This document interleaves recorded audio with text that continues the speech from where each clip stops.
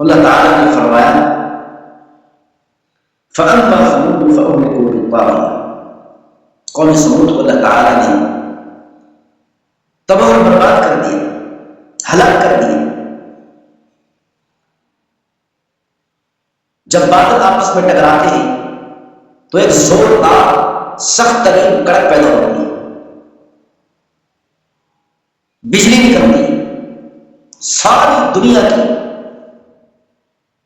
بجلیوں کی کڑک ایک طرف، حضرت جبرائیل علیہ السلام نے جو چیخ ماری تھی، جس چیخ کی وجہ سے قوم سمود تباہ و برباد ہو گئی، جبرائیل علیہ السلام کی وہ چیخ ان تمام بجلیوں کی کڑک سے زیادہ زوردار تھی۔ جبرائیل علیہ السلام نے چیخ ماری،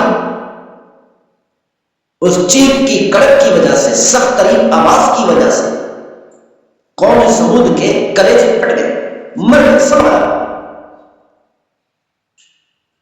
اور اسی طرح اللہ تعالیٰ نے فرمایا وَأَمَّا عَادٌ فَأُهْلِكُوا بِرِيحٍ صَرْصَرٍ عَاتِيَةٍ،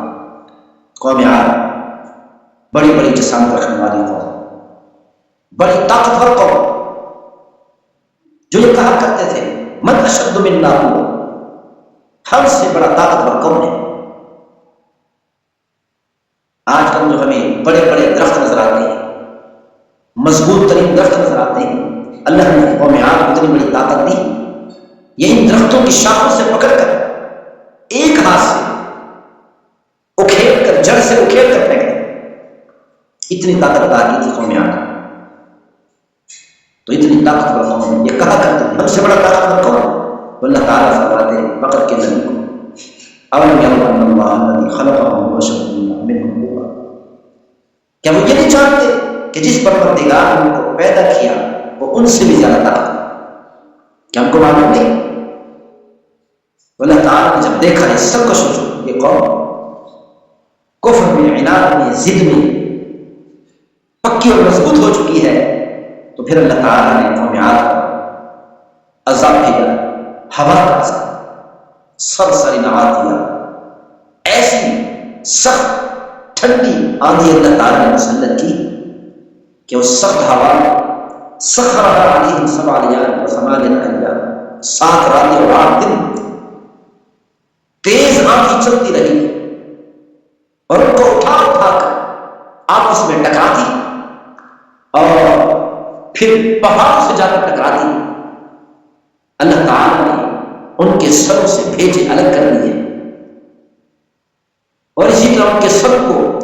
ان کے گھروں سے الگ کر دیا۔ تو اسی لیے اللہ تعالیٰ نے فرمایا کأنہم اعجاز نخل خاویہ، ان کے سر الگ تھے، دھڑ الگ پڑے تھے، جب ہلاک ہوئے ایسے پڑے تھے جیسے کھجور کے تنے پڑے ہوتے، کھجور کے درخت پڑے ہوتے، لمبے لمبے قد اللہ تعالیٰ نے عطا کی، لیکن اللہ تعالیٰ کی نہ مانا، قیامت کے دن کو نہیں مانا، تو اللہ تعالیٰ نے تباہ و برباد کر کے رکھے۔ تو اللہ تعالیٰ پوچھ رہے ہیں فَهَلْ تَرَىٰ لَهُم مِّن بَاقٍ، کیا کوئی جن پر ہم نے عذاب کو مسلط کیا ہمارے عذاب سے کوئی بچ سکا؟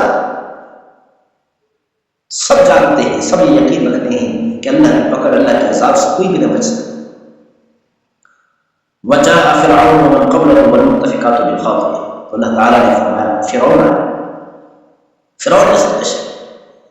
سے پہلے اور بھی قومیں آئی، نوح علیہ السلام کی قوم، حضرت شعیب علیہ السلام کی قوم، لوط علیہ السلام کی قوم، تو اللہ تعالیٰ نے فرمایا تمام قوموں نے، فرعون سمیت سب نے قیامت کو جھٹلایا، اللہ کی نافرمانی کی، کفر پر ڈٹے رہے، اللہ کے مقابلے پر اترا، حتیٰ کہ فرعون نے یہاں تک کہہ دیا تھا اور ربکم الاعلی مغفرا، اپنی قوم سے کہا میں تمہارا سب سے بڑا، خدائی کا دعویٰ کر دیا۔ فعصوا رسول ربهم فأخذهم أخذة رابية، اللہ تعالیٰ نے فرمایا جب لوگوں نے اللہ کے بھیجے ہوئے پیغمبر، نبی اور رسول کی نافرمانی کی، قیامت کے دن کو جھٹلایا، تو اللہ نے فرمایا ہم نے ان پر ایسا عذاب مسلط کیا